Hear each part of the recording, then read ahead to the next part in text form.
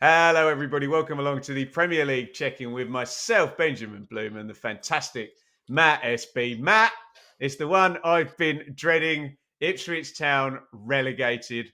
What went wrong? Look, I'm obviously going to have a lot to say on this. So let's just throw straight to you immediately before we go into the weeds. What are your initial feelings on Ipswich's relegation straight back to the Championship, having been confirmed at the weekend?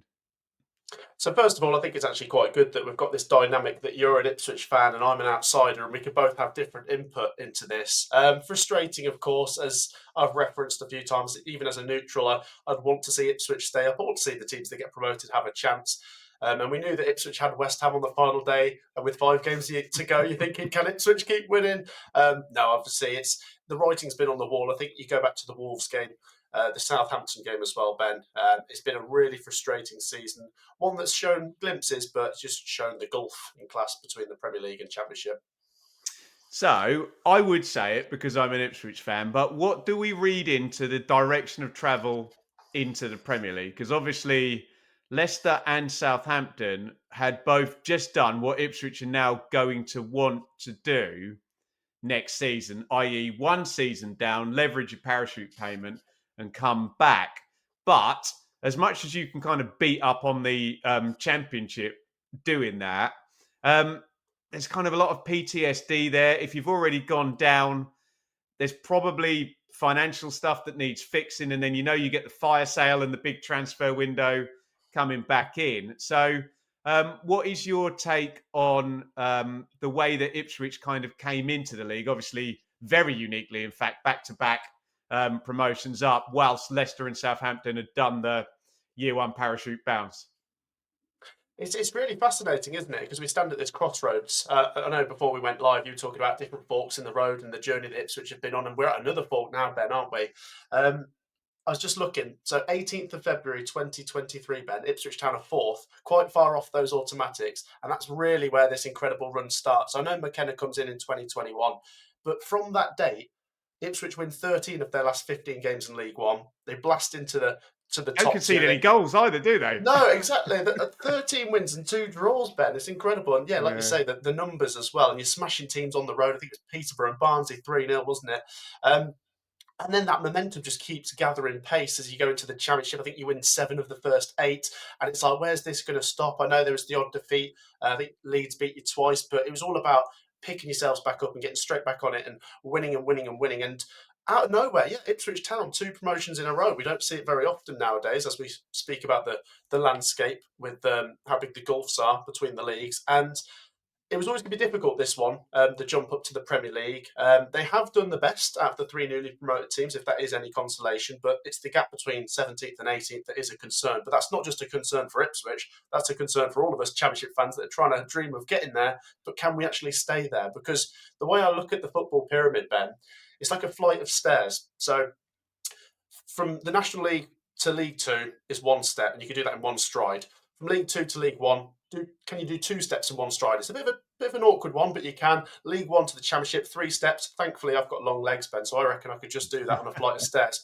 But the last one, the jump from the Championship to the Premier League, and to stay in the Premier League, is like asking someone to go up 6 stairs in one stride. It's so hard now, isn't it?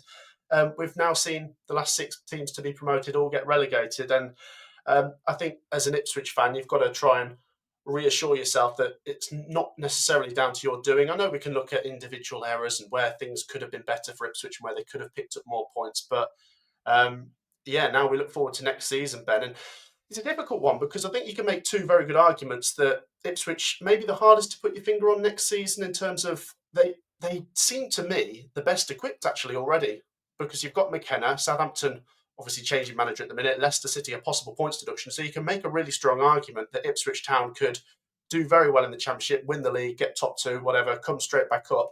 The other argument is, Ben, we haven't seen them come back down from the Premier League like we have with Southampton and Leicester. And have they lost all that lovely momentum? What happens if 2 games into next season they've lost the first 2? What if McKenna was to go at some point as well? So we stand at a crossroads. Yeah, we'll get to that. As you can see by my reaction, that's something that would be highly problematic. But so Ipswich entered the Premier League basically with And the team that got promoted was built in League One. You know, Flagkey, Davis, Burgess. I mean, Wolfenden was homegrown. Clark was signed in League One. Morsey was signed in League One. Luongo was signed in League One. Broadhead. It's only really sort of Amari Hutchison. Hurst was then signed permanently, having been there on loan as well. And basically, Hutchinson only kind of slips into the team towards the end of the season and really becomes kind of the star player, basically. But um, it's almost a sense that Ipswich had to throw the kitchen sink at signing lots and lots of players. And for the most part, it's been pretty good, hasn't it? We've spoken about this a lot before, Matt, with promoted teams, that even to match the team that got promoted, you tend to have to spend a ton of money because most teams will have a really good loan player. And so Ipswich had to go and get Hutchinson. That was expensive. Um, Greaves, you'd, I guess, be thumbs in the middle. Dilap would obviously be a huge thumbs up. Clark might be a slightly thumbs down given how good he is in the Championship. O'Shea would probably be a thumbs up. Schmodix has been injured. Unfortunately, though, the two mistakes on the and they're big mistakes as well on the recruitment. Calvin Phillips hasn't worked out, and that's that's your star loan player. And if you everyone wants the Ross Barkley signing, where Luton take Ross Barkley, and he's an absolute baller for the whole season. And the goalkeeper as well. Goalkeepers are so important, and Muric was expensive, wasn't he? And it just didn't fit, didn't work out, and they've ended up going and signing another keeper. So as much as you can say, oh, Dilap, big win, O'Shea, probably big thumbs up as well, you have to get them all right, don't you?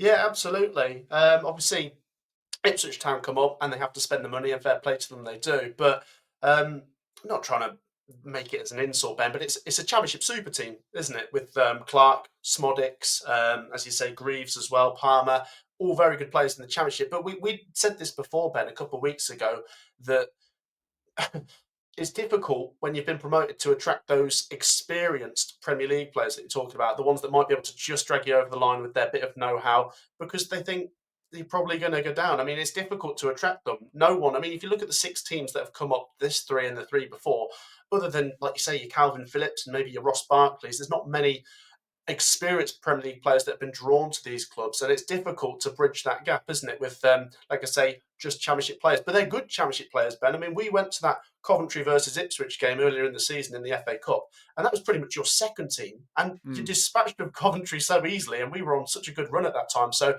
that's what fills me with confidence going into next season. But then the question is, say if Ipswich come back up again, what can they do differently? How can they attract those bigger, more experienced Premier League players? Yeah, that's a really good question. I mean, I suppose if they were to come up again, they would at least be coming up with more star power, more of an asset base to work from, rather than essentially a team that was built in League One. Um, I guess you have to look as well. Ipswich wanted English experience, you know, players with experience in English football, English speaking kind of players to just get off and running really quickly. We've spoken a lot on Blue Monday about, say, Keane Lewis Potter, who can have 3 years being dripped in, or an Antoine Semenyo. I suppose the outlier is someone like Morgan Gibbs White, who came from the Championship and just has been superb in the Premier League ever since. I guess, though, Matt, and it's hard to compete with a Bournemouth in terms of the European market.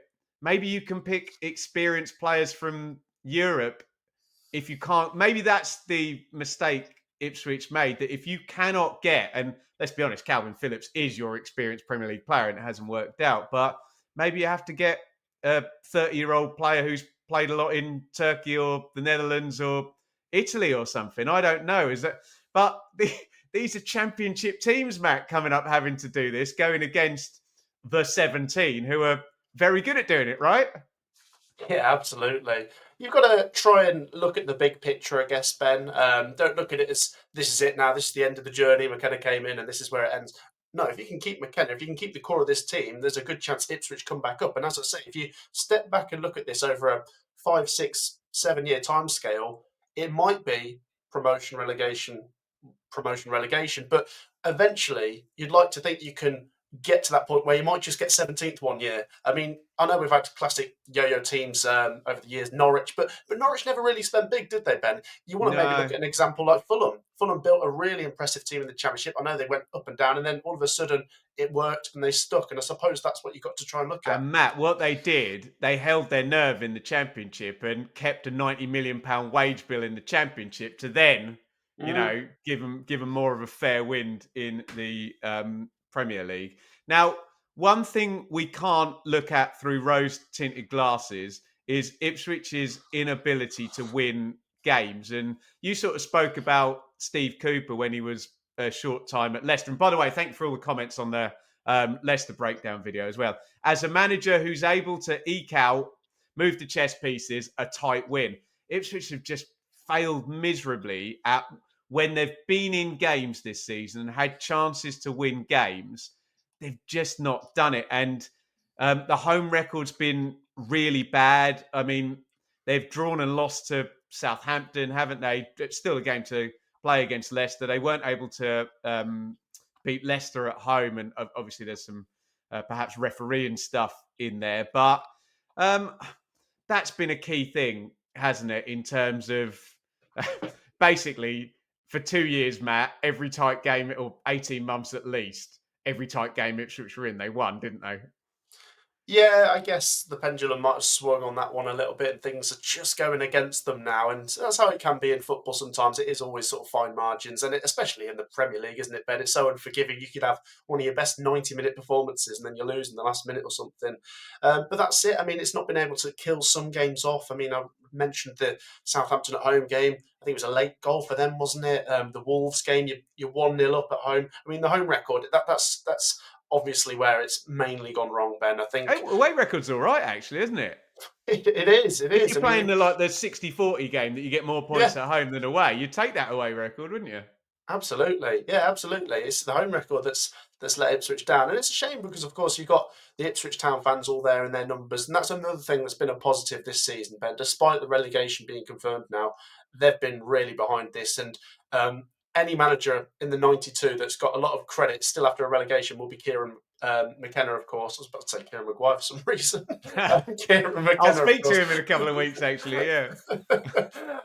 So yeah, of course, he's done a fantastic job, and he's the man to surely bring Ipswich Town back up. But yeah, it's just about trying to get those fine margins going your way again. I mean, it could be very subtle things in-game management, but just unfortunate, I'd say. Like I say, I don't think Ipswich have not been one of those teams that have been smashed 4-0 every week, and yeah, they deserve to go down. It's been fine margins, but that's how it is in the Premier League, isn't it? Do you want to talk about McKenna now, or do you want to talk about style of play first? Go on, let's do Kieran McKenna. So, do you think McKenna? We think he could have had the Brighton job if he'd wanted in the summer, and obviously he chose to stay at Ipswich. And Fabian Hertzler currently is ninth in the Premier Mm, League with yeah. Brighton. So, if it's as simple as that, he elected to stay with Ipswich. Obviously, he signed the new contract. Wants to see out the long vision. Obviously, a deserved pay bump after double promotion. But I mean, look, I think Ipswich may probably be more likely Southampton points total if McKenna would have gone. Let's be fair; it might well have been Steve Cooper managing Ipswich if Yeah. McKenna. I don't know where they would have gone manager wise, but what are your feelings on McKenna last summer and also McKenna this summer? Because he's blatantly going to be on lots of lists, isn't he?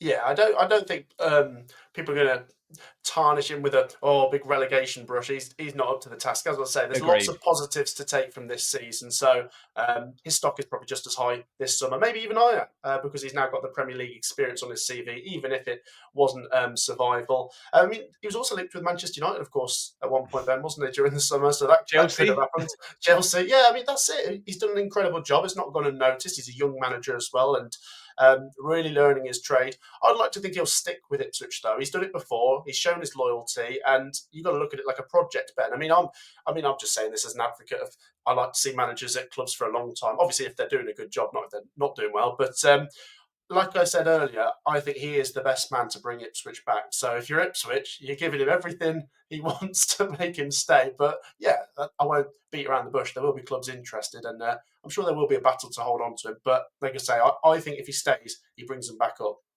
Just interesting to see where it goes, isn't it? Because it depends how people view the Spurs job, really, this whole thing, because we all think that Spurs job is going to be open. And if we're right about the 17 now, then is Thomas Frank or Ariola going to be Iriola? Sorry, Ariola's a goalkeeper, isn't he? Are they going to be that bothered about jumping from Bournemouth? Does someone like Spurs still have that allure where someone jumps from Bournemouth to Spurs? I think it probably does, which then maybe opens up the Bournemouth or a Brentford or a Brighton job or something of that nature. And then you're like, okay, do you want to take Kieran McKenna? What's your view on the kind of Spurs domino rally there that could see McKenna out of Ipswich? And also, by the way, um, Kieran McKenna played for Spurs, so he could literally Mm, go straight there rather than, yeah. and you mentioned kind of the Chelsea job, and I kind of like went, Chelsea. But then think about it. Chelsea took the manager, okay, he's mates with Pep Guardiola, that finished one place above Kieran McKenna last season, didn't they? So, sorry, long question about Spurs, Matt. It could happen, as you say, links back to Tottenham. He obviously had links back to Manchester United as well. But it's also, as you say, it could be a domino effect. One manager moves from another club, it opens up a space, and so on and so forth. And the pieces start to fit in next season's jigsaw. Um, I would just say, I mean, obviously money talks, doesn't it, Ben? Money talks, and some clubs are just big, even if they are underperforming in the Premier League and they've got the money, they'll offer you all your wildest dreams. You could bring in this player and this, that, and the other. But you've got to, I mean, obviously, I can't speak to Kieran McKenna right now, but I'd just say look at examples of managers. So, Graham Potter, who I like a lot, goes from Brighton, where he's done fantastically well, to Chelsea, doesn't do great. Now he's in at West Ham. You see them booing him off after a last minute goal that they conceded last time. So, um, it's difficult. I know you're always looking up the ladder. Where could it go next? But you've got to be so careful. You fall out the wrong end of the chain, and you might end up going sort of downwards because I think But to Graham play Potter's devil's advocate, Matt, sorry to interrupt, go on. McKenna was careful this He past was. summer, He wasn't he? So was. do you think there's part of him that's going to be, do you know what? I've been judicious, I've been careful, gamble. How long's he got on his contract, Ben? I don't know, but you would imagine that would be completely irrelevant because I'd Well, imagine, given his bargaining position was so good last summer, I'm sure Ipswich will be handsomely paid for it. But you would imagine anyone who was able to attract him to talk and come up with the cash would be able to get him out. You would think that would be the case, wouldn't you? yeah, you'd think so. As I say, money talks, doesn't it? Especially There a you club go. like Tottenham. Yeah. We're going around in circles there, but yeah, I suppose we'll wait and see. It's like I say, it's down to what can Ipswich offer him that would make him want to stay. We know that players are going to go. We've spoken about Dilap and the clause on him, but can you offer him? We'll make sure you've got this team, you've got what you need. You'll be able to bring us back up next season. We'll give you everything you want. And then what would Tottenham offer him? Because Tottenham, I mean, what's their position going to be next season, Ben? They're not going to have European football unless they win the Europa League. I know they're a big club and they'll want to bounce back You next fancy season. managing in that stadium, though, wouldn't you, Matt? I know. They are a big club, but not in a healthy position, I must say. And No. you make Tottenham. You can maybe draw comparisons to Manchester United at the moment between those two. They're battling for 16th place at the minute, Ben. There you go. Right, let's talk about style of players, the last one then, because I mean, you and I have tried to be very balanced about this, and I've been slightly irritated by some of the coverage. As usual, there's an element of truth in kind of either side, isn't there? So Kieran McKenna, it's not like, and I love Russ Martin. It wasn't quite as extreme as what Russ tried to do, where he almost doubled down. And the more criticism he got, no, the more we get, the slower we're going to play, the closer everyone's coming to the keeper, and the more passes my centre backs are going to complete. But Ipswich were pretty good in the EFL at having a hybrid style, but at home they were very play out from the back and try and dominate possession. Maybe a bit more counter-attacky away. Maybe that's why they've been better away from home in the That's a good Premier point. League this season. But they certainly didn't get the defenders 25 metres from the goal and try and, set a block up and keep clean sheets, didn't they? Which means you get some pundits, and I don't think this is right, that just go, oh, it's naive, it's stupid, it's like, whatever. But by the same token, Kieran McKenna's obviously not got it bob on, has he, in terms of the style? And there has been games where Ipswich have handed goals to teams. Obviously, there's been plenty of games where Ipswich just don't have as good players as the opponents. But do you think McKenna could have done more? And do you think it's been his fault in those tight games, or do you think there's just so many other mitigating factors? Talk to me about style of play. Sorry, it's 18 questions in one, Matt. Yeah, it's a good question. Well, they're good questions. With with the one about Kieran McKenna, I suppose he's got to take some of the blame. Any manager has, and yes, I mean we can point the finger about certain points being dropped and certain games being lost in certain manners, certain manner of way. But as we said before, it is a collective. I've not been enjoying the media coverage of these three have tried to play the wrong way and they should have done this, because we've said this before, Ben. Look at the gap, 15 points. We could talk about maybe one or two games where Ipswich should have got something there. There is a big gap regardless of fine margins, and I've seen frustrated Ipswich fans. I saw it after the Newcastle game. As I say, collectively most of them are behind Kieran McKenna, and what an incredible journey they've been on. But yeah, mistakes have been made. I agree, not on the same level as Southampton, of course, playing it out from the back. But it's an interesting point that you made about the away form. Maybe once we got to Christmas time, we could see. I mean, by that point, you'd beaten Tottenham away. Who else did you beat away? Wolves away. I think you've won three. You've won about three more away games. Yeah, beat Bournemouth away Bournemouth away. since, and then the Chelsea home win as well.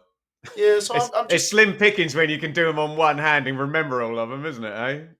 It is, but I suppose, and they also had that draw away at Chelsea recently that could have been a win as well. But I agree, I've enjoyed Ipswich more away from home. Is that a set-up sort of thing, playing more counter-attacking and playing to the elements of, if you're going away to Chelsea, Chelsea are going to be right on you. Whereas if you're at home to a Wolves might expect you to come onto them a bit, and that might not suit Ipswich. So I don't know what you can do about that. Maybe, like I say, maybe individual errors and in-game management could have been a bit better, but I personally have struggled to find flaws with Ipswich this season, Ben, because they have performed the best out of the three newly promoted teams. And I know people are going to say, but they spent a lot of money. As I say, the Premier League experience is the difference for me. In those tight games against Wolves, against Southampton at home, where you just need to ride out a draw or go and get that last-minute winner, it's a bit of experience that's the difference, in my opinion.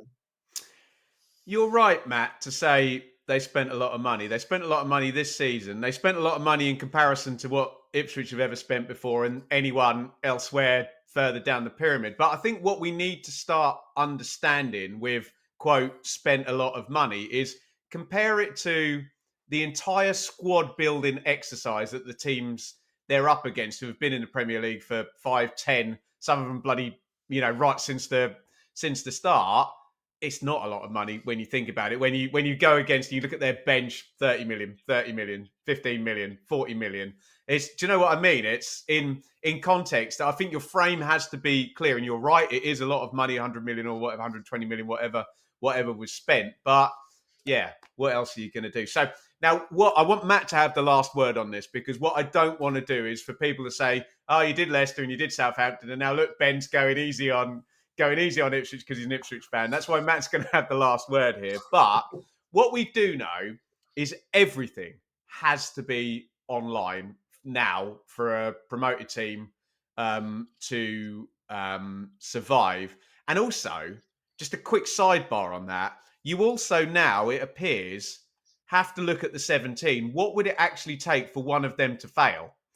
Because it almost feels like Spurs have been dreadful, West Ham have been dreadful, Everton have they've all changed managers. Wolves were horrendous for vast swathes of the season. They're all bloody 25 points ahead. So it almost feels like, as well, not only does everything have to be perfectly online for the promoted team, but you probably need an established Premier League team now to have 4 managers, an injury crisis, the worst luck in history, and recruit terribly all in one season for them to actually get dragged low enough as well. That being said, Ipswich have got some stuff right. they've got some stuff wrong. I think we've said the recruitment that's been good and the recruitment that's been bad.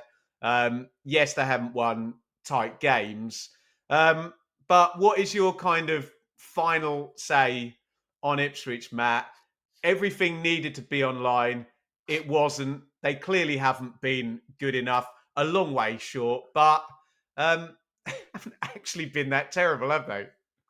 No, absolutely not. I'm glad you actually mentioned the teams, the 17 teams, that exclusive club that no one's invited to join now, because that's where the difference is for You me. can join for 9 months, Matt. Oh, yeah, exactly. But you have to wait last for the buffet and everything at the back of the queue.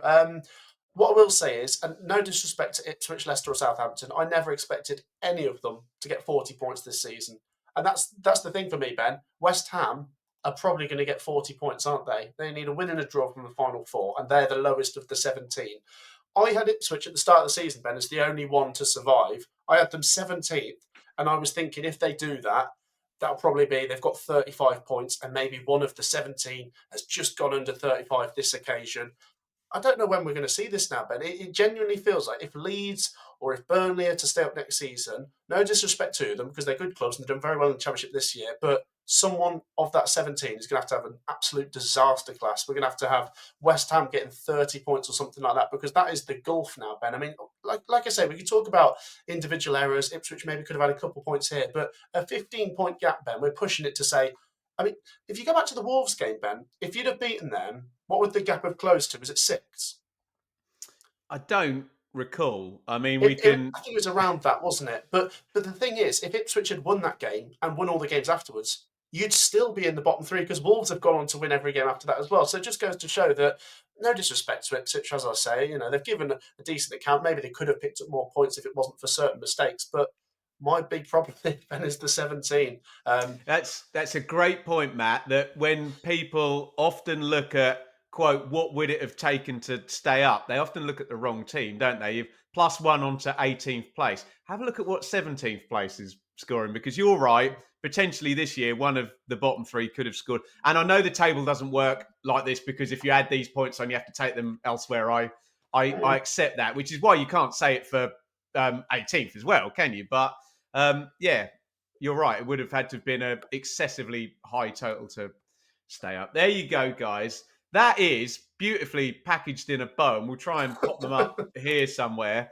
All three of the relegated teams. And big plug alert, if you support Ipswich, well, you should know about me and Matt if you support Ipswich, especially being as I host Blue Monday. But if you support Ipswich, Leicester or Southampton, both myself and Matt SB will be covering those teams in the Championship. And if you support Leeds, Burnley or whoever is going to win the playoffs. Hopefully, Matt's lot Coventry will finally get over the line.